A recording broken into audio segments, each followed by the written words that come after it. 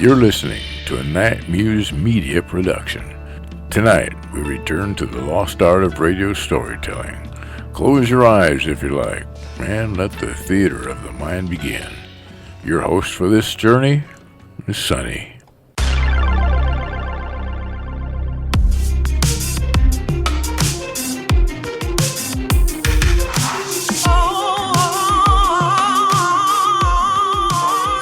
Now, in our last briefing, we talked about the recent cluster of sightings coming out of northeast Ohio. Several witnesses described large upright figures moving through wooded areas between Cleveland and Youngstown, and a few of those details were certainly intriguing. But when investigators look at reports like these, they also ask a very important question. If someone wanted to create a Bigfoot hoax, how would they do it? Be sure to join us at the end of this show when we put Bigfoot himself on the witness stand. Good evening, Nightside Tribe. This is Sunny with Nite Muse Media. We're going to step back and do something a little different. Consider this: the cross-examination of Bigfoot. Because while many sightings may come from honest witnesses who simply saw something they couldn't explain, history shows that some reports have turned out to be very clever hoaxes, and understanding those hoaxes can help investigators recognize the difference between a genuine mystery and a staged encounter. One of the details mentioned in the Ohio reports was the way the creature moved. Some witnesses said when the figure looked toward them, the entire upper body rotated together rather than just the head turning. Now that may sound unusual, but investigators immediately recognized something at that moment. It's actually very common in large creature costumes. Many Bigfoot suits are rigid masks or helmet-style heads that sit directly on the shoulders. Because of that design, the person wearing the suit often can't turn their neck very far. So instead of turning their head, they rotate the entire torso and shoulders together. To a witness seeing this in the woods at night, it can look very strange, also mechanical. And that stiff linebacker-style movement has shown up in a surprising number of Bigfoot hoaxes over the years. Another detail witnesses described was the way the figure walked. Some said it appeared to be leaning forward, almost like it was walking on stilts. And interesting enough, that's another thing investigators watch for. Some hoaxes have used elevated boots or hidden stilts to increase their height. A person wearing those can suddenly appear 7, 8, even 9 feet tall, but walking in them changes your balance. The steps become slower, more exaggerated, almost like the person is carefully placing their feet. And that can create the exact kind of stiff, forward-leaning, and unnatural strides some witnesses report. There's another factor investigators consider whenever a story suddenly spreads across the internet: publicity. Believe it or not, Bigfoot has occasionally been used as a way to promote things. Sometimes it's a tourist attraction, sometimes a festival, and occasionally even a movie. Is there anything coming out in the next month? Over the decades, there have been several cases where mysterious creature sightings appeared shortly before the release of a film, or during promotional campaigns tied to monster movies and documentaries. Now, that doesn't mean every sighting is fake. Again, the witnesses, they truly believe they have seen something unusual.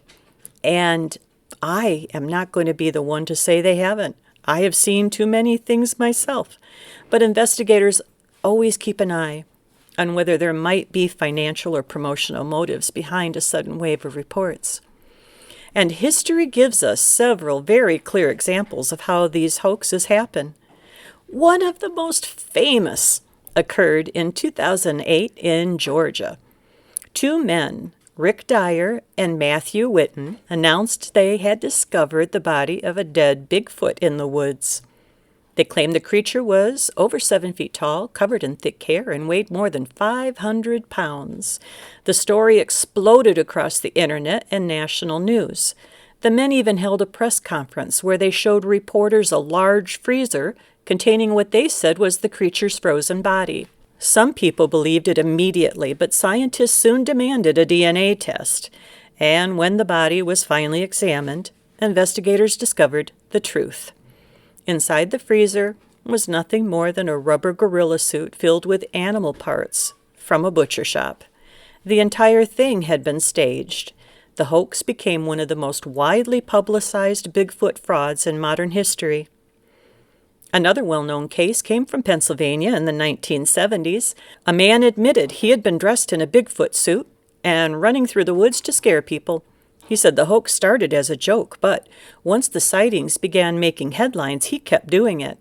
More recently, there have been several hoaxes involving fake footprint casts. Investigators discovered that some prints were created using wooden feet or carved molds.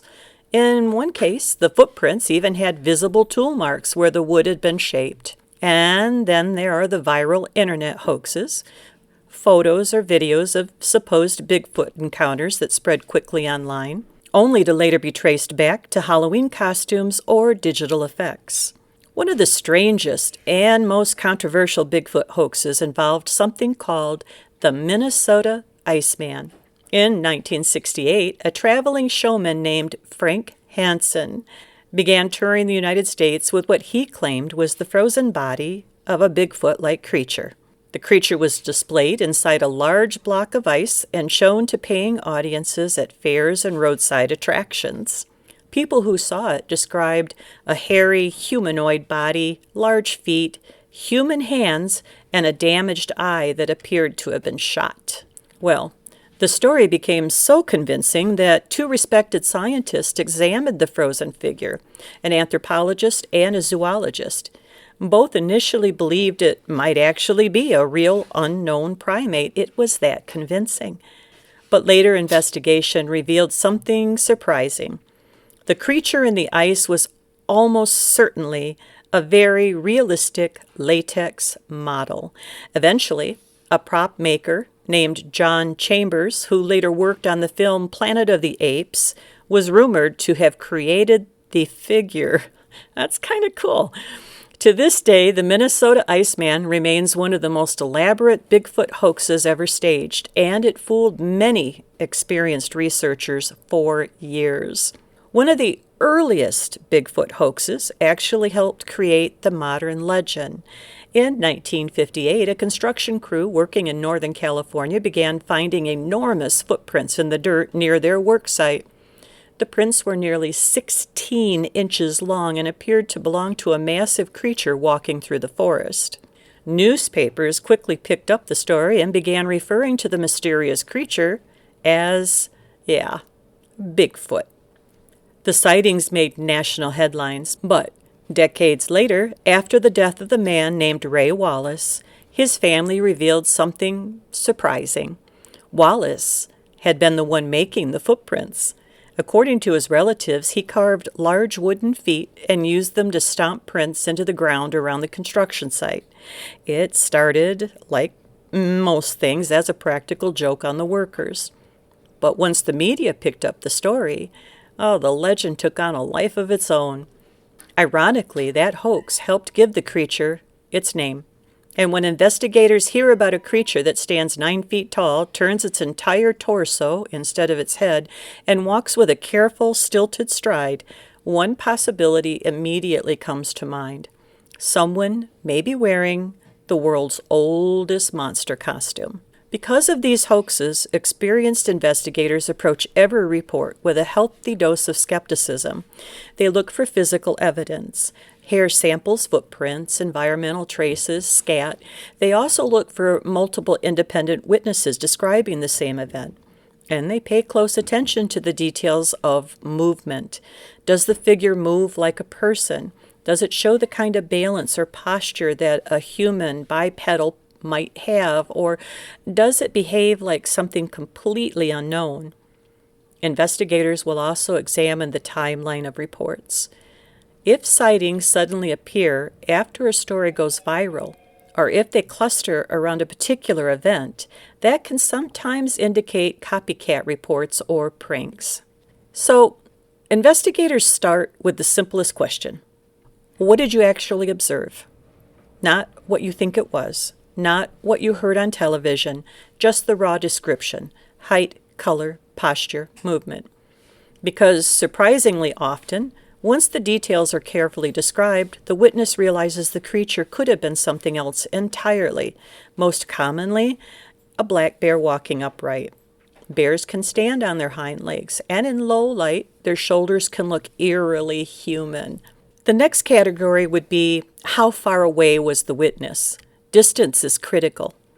A figure seen 30 feet away is very different from one seen 300 feet away. At long distances, the brain fills in missing details. Branches and shadows, the tree stumps can suddenly become creatures, and headlights or flashlights shining through fog can distort shapes in very strange ways. The third category would be lighting. Lighting is one of the biggest factors in strange sightings. Many Bigfoot encounters occur during dusk, early morning, in fog, or nighttime. Under those conditions, the human brain, it struggles to recognize faces. That's why witnesses sometimes describe the creature's face as blurry, featureless, or indistinct. In reality, the brain simply didn't have enough light to resolve details. The fourth category is physical evidence. Stories are fascinating, of course they are, but investigators always look for evidence. Footprints, hair samples, broken branches, disturbances in the environment, and perhaps most importantly, repeatable tracks. Real animals leave consistent footprints with natural pressure patterns. Hoaxes often produce prints that look convincing until investigators notice tool marks or unrealistic stride lengths. And the fifth category would be the independent witnesses. The strongest cases involve multiple witnesses who do not know one another. When several people describe the same event from different locations, investigators take that very seriously. But if reports suddenly appear after a story goes viral online, researchers also consider the possibility of copycat sightings. Sometimes people genuinely believe they saw something simply because they were expecting to. So, when a cluster of sightings suddenly appears, like the recent reports coming out of Ohio, investigators carefully work through these questions one by one. But sometimes the answer turns out to be a bear, and sometimes it turns out to be a hoax. And every once in a while, the mystery remains. Let's focus a little more in on that blurry face phenomena. Another detail that caught attention in the Ohio reports was something witnesses described as a blurry face. At first, that sounds very odd, but psychologists who study witness perception say there may be a very simple explanation. When the brain sees a human-shaped figure, in low light especially, but cannot clearly resolve the facial features, it sometimes fills in the missing information. The result can feel like the face was indistinct or out of focus, even if the rest of the body seemed very clear. Headlights, flashlights, moonlight reflecting off fur can wash out facial details. From a distance, that can make the head appear almost featureless. And another thing we have to add is if, in fact, this could have been a costume. If the face is not seated properly, then you will have hollows in the eyes. Despite the hoaxes, thousands of Bigfoot reports have been collected over the years. Organizations like the Bigfoot Field Researchers Organization, or BFRO, maintain one of the largest databases. They've cataloged over 5,000 sightings in North America alone. Every year, investigators estimate that 200 to 300 new reports are submitted across the United States and Canada. But after careful review, only a fraction remain unexplained. Some turn out to be bears walking upright. Others are misidentified hikers or even shadows in the woods. Yet, even after those explanations are considered, hundreds of reports still remain unresolved. And that is one of the reasons the Bigfoot mystery continues to capture the imagination. When stories like the Ohio sightings appear, investigators walk a careful line. On one side, the possibility that someone simply saw something unusual. On the other, the long history of hoaxes, misidentifications, and clever tricks. And until physical evidence appears, Bigfoot remains what it has always been, a creature that lives somewhere between folklore and eyewitness testimony and the deep, dark woods where the truth can be surprisingly difficult to see, even when you're standing right in front of it. But now, it's time for us to get on with the examination. So please join us for a short parody where we put Bigfoot on the witness stand.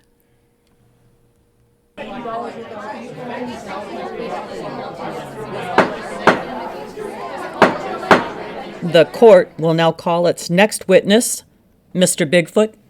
Sir, please raise your right hand. Do you swear to tell the truth, the whole truth, and nothing but the truth, so help you fish?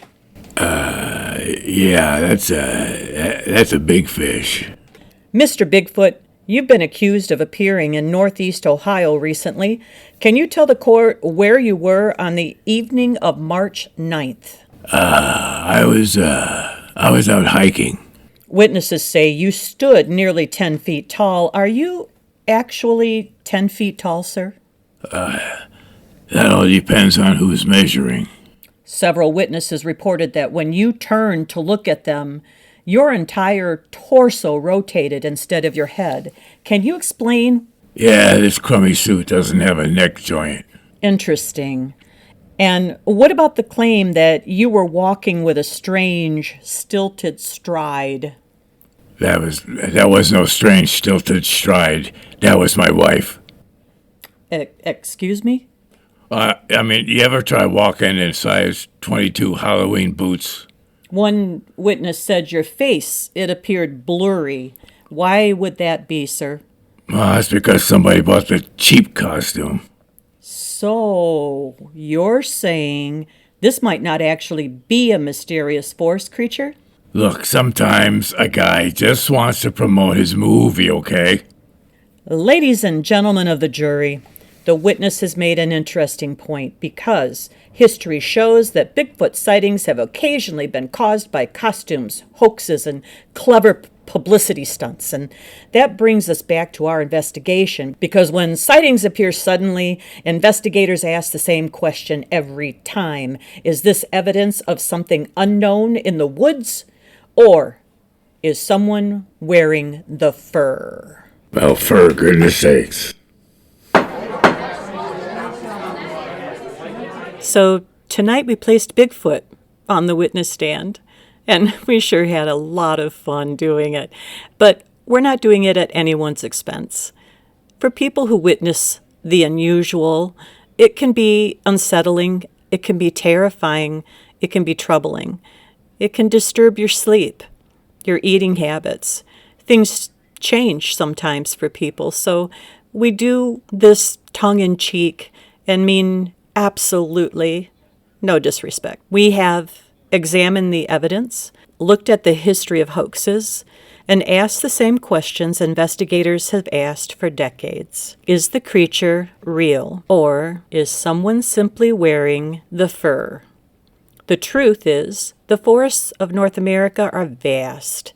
Millions of acres of wilderness where a person can walk for days without seeing another human being. And in places like that, strange things are occasionally reported. Sometimes those reports turn out to be bears, shadows, or the clever tricks. And sometimes they turn out to be people in costumes hoping for a little attention.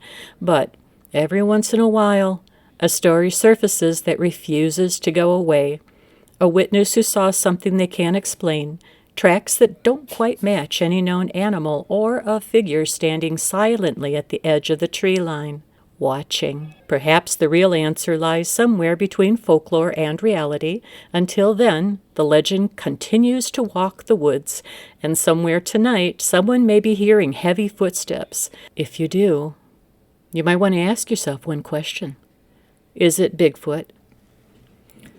Follow the signals, question the noise, and I'll see you on the night side.